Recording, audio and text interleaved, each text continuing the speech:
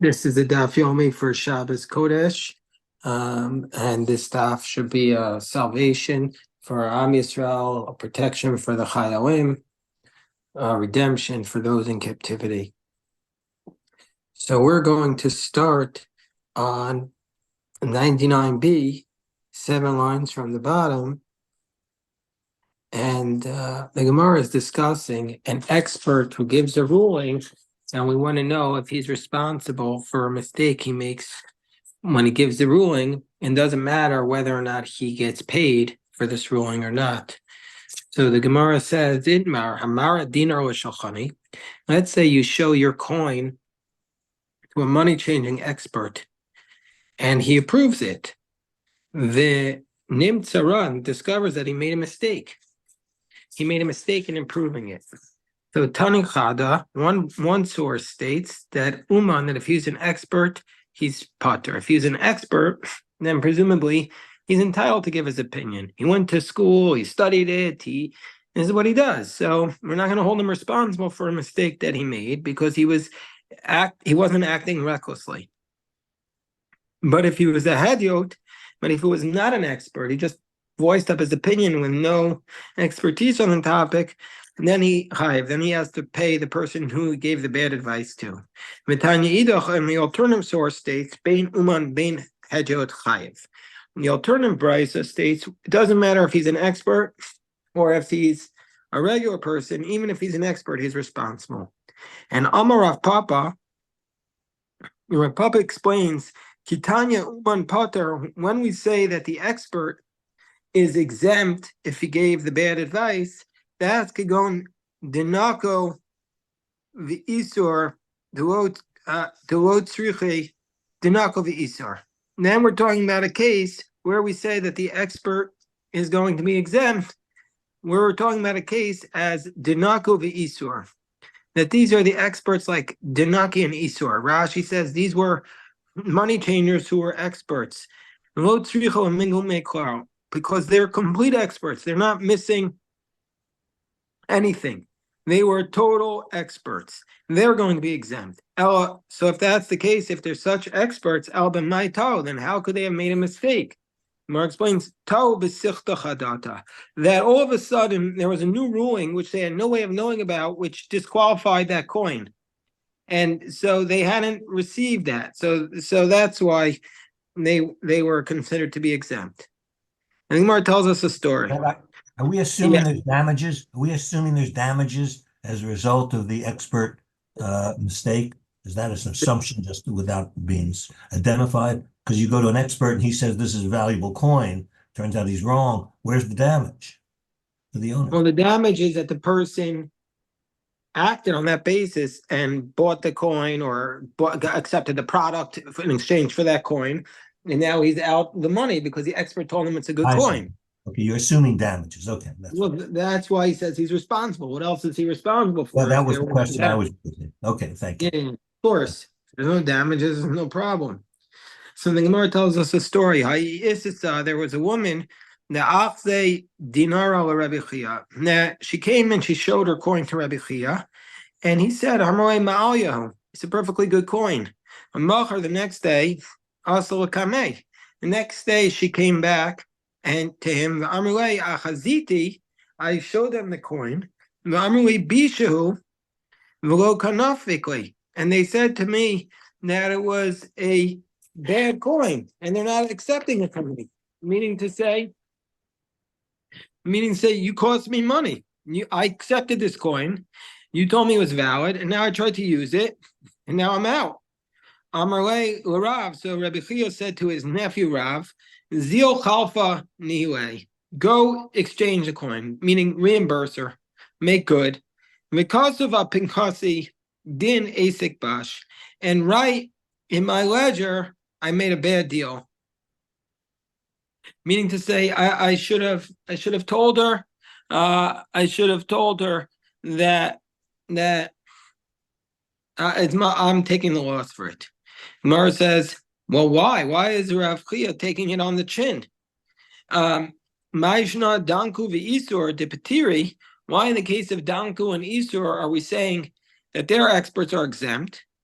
Mishum migmar, because they know everything. There's nothing more they need to learn. Rabbi Chia nami lavla migmar kabai. Rabbi Chia also, wasn't he also an expert? The Gemara is assuming that Rabbi Chia was an expert in coins. So if that's the case, why is he responsible here? Why does he have to take the loss? The Gemara explains, Rabbi Chia, if nim mishuras adin hu da'avid. Rabbi Chia was acting beyond the letter of the law. There, and this is the parasha of Parashas Mishpatim, where we talk about the letter of the law. These are the laws. Rabbi Chia, it's something to bear in mind that that's the bare minimum. The bare minimum is to do the letter of the law. Rabbi Chia looked at the situation and said, listen, I'm exempt, but because I gave bad advice, this woman lost money. So I want to go beyond the letter of the law and make her whole. Gedetani Rav Yosef, like Rav Yosef repeated the brisa. Vodatem, it says in the verse, Vodatem lahem et haderech yelchu ba. You should teach them the path to go on and the action that they should do. What does that mean? Vodatem lahem. What does that mean? This refers to zeh beis chayehem. This refers to you have to teach them Torah. Rashi says.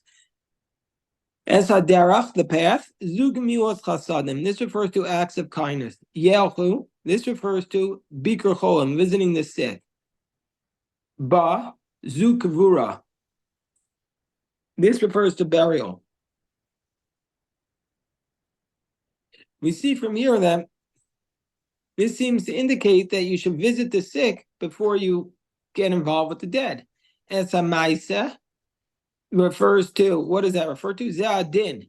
This refers to cases of observing the law. Asher ya'asun zu lifnim mishur sadin. You have to go beyond the letter of the law. And that's the teaching that there is built into the law is the concept that you have to go beyond the letter of the law. Meaning to say the court can't obligate you, but you can obligate yourself to pay, and that's what Rabbi Chia did.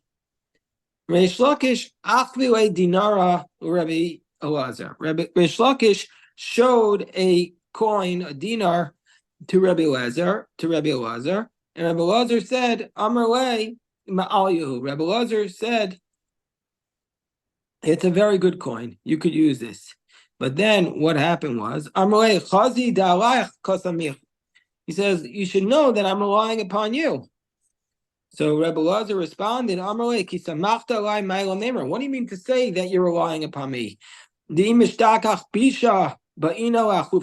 saying that if this coin is discovered to be bad, I'll have to replace it? I'll have to make good on my own.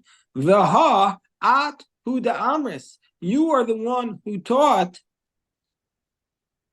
that Rabbi Meir, who did die in Dina de Garmi, that you're the one who said that Rabbi Meir is the one who says the law of Garmi, which is very complicated, but it's the idea of indirect damages. And my love, Rabbi Meir, is it your opinion to say that Rabbi Meir teaches it and we don't hold like him? Meaning to say Rabbi Meir says that you're responsible for indirect damages.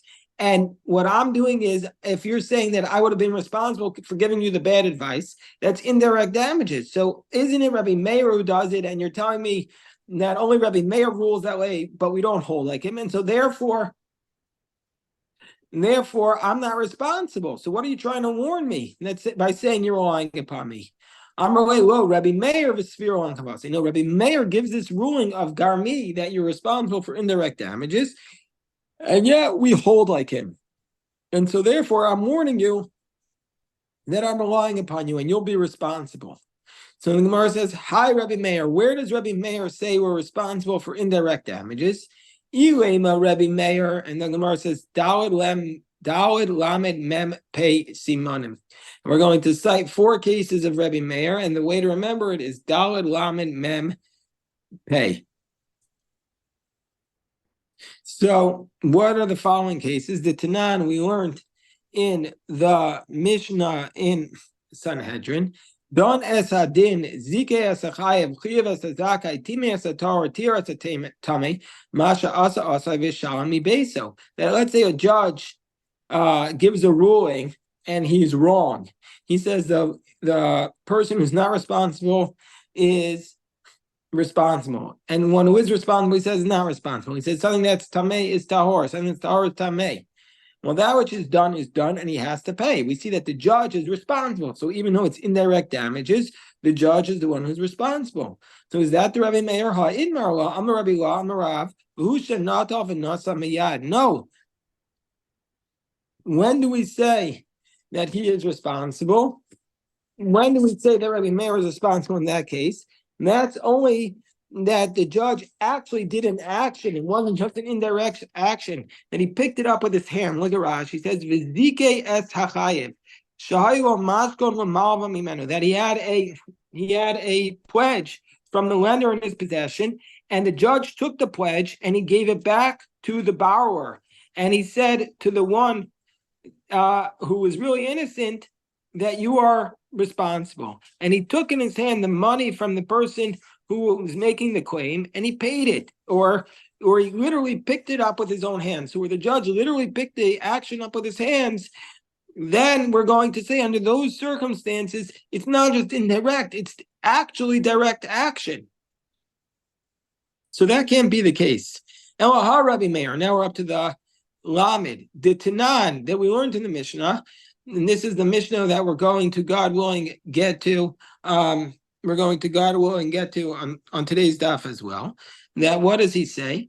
No, Adam Shachar Adam, that he asked the dyer, the dexter, to dye it red, and he dyed it black, or black and he dyed it red. Rabbi Meir Omer no single demate tomorrow, that in a case where he dyed the wool the wrong color, therefore this is going to be indirect damages. Why is this case indirect damages?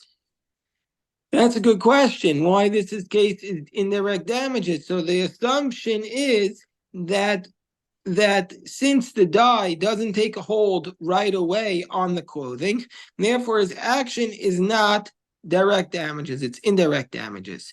So therefore, but in that case, Hasam ka'avid biyadayim. There the case is completely different. It's not indirect damages. He literally did it. Elaha Rabbi Meir. Maybe it's the third case of Rabbi Meir. This is the mem.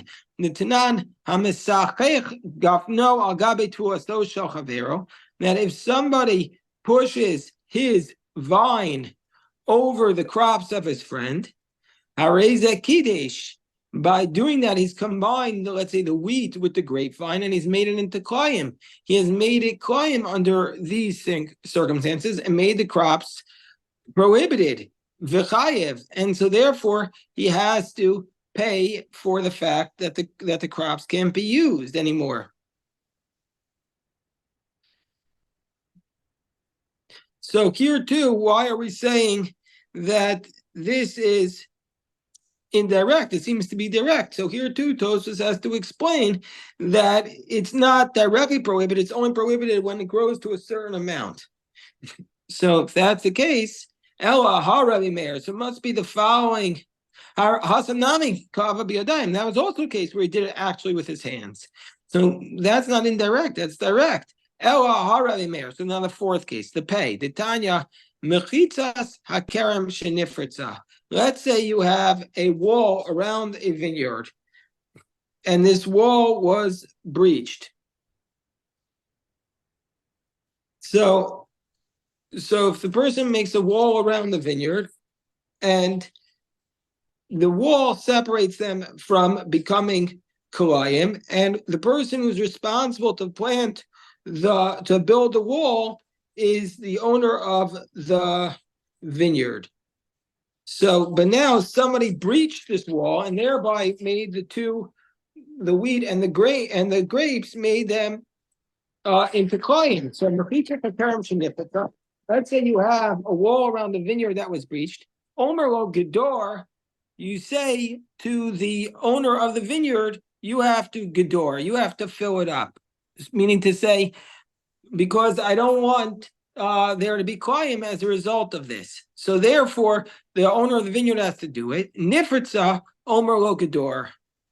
And if it becomes breached again you have to tell him to make the fence again.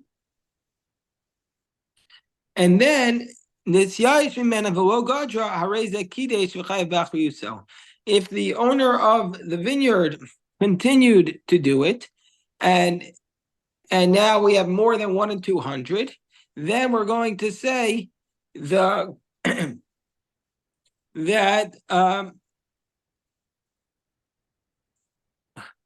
the field becomes prohibited for kohen. So therefore, so therefore he's responsible. So we see from here that this was indirect damage because he didn't actually do anything. He was just passive. And yet we're going to say he's responsible. So that's the position of Rabbi Meir. Here up to the next Mishnah. Mishnah takes up basically the whole daf here, the whole Amud. And this is a Mishnah which we've been citing the last couple of days, so it should be familiar to us. And no saying semer letzeva. Let's say you give wool to the dyer, vikticho yora, and when you give him wool to the dyer, it gets ruined by the pot. No selo demate smaro. You have to pay, the owner of the pot has to pay for the wool. Or no selo demate smaro. Savo kaor. Let's say he did a bad job dyeing it. If the improvement, the shevach, is greater than what he spent on it, if the improvement of the wool is greater than what he spent on it, no single asiyitzia, then the owner of the wool has to pay for the what he spent on it, but he doesn't have to pay his price. But if the expenses were greater than the improvement, no selo has a shevach. He only pays him for the improvement. Look at Rashi. Let's say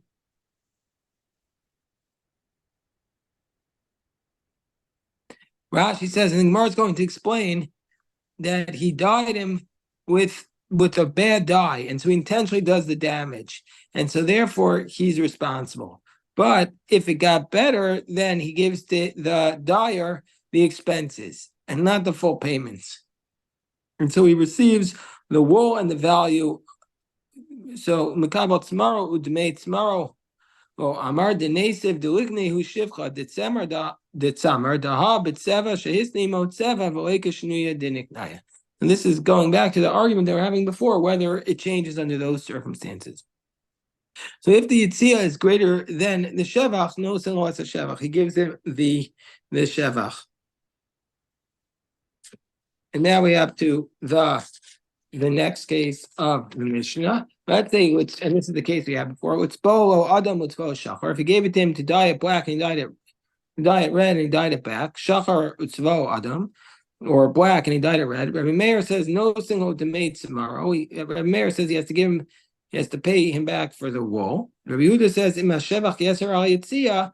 If the improvement was greater than the expenses, no single yitzia, then he gives him the expenses. And if the expense is greater than the improvement, he then has to pay him only for the improvement. Okay, so this is obviously going to be a little bit complex, and God willing, we're just touching the surface here, but tomorrow's daf, God willing, we'll go into it in more detail, and this is the daf for Shabbos. If anybody has any questions, I'm happy to address it at this point.